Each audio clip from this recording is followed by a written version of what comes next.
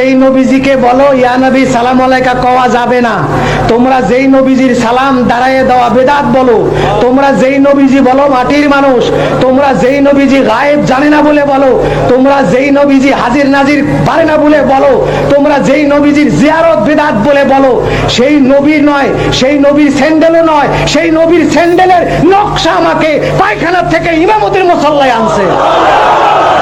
আমি ছিলাম পায়খানার দারোয়ান, আমাকে ইমামতিতে নিয়ে আসছে। এবার তোমরা হিসাব করে ফতোয়া দিও। আমি সেই দিন থেকে বজ্র কঠোর হয়েছি, পাথরের চাইতে শক্ত হয়েছি।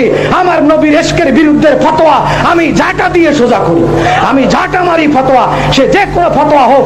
আমার কাছে একজন চামার, একজন মুচি জুতা সেলাই করে, সে যদি আমার রসুলকে ভালোবাসে, সে আমার মাথার তাজ।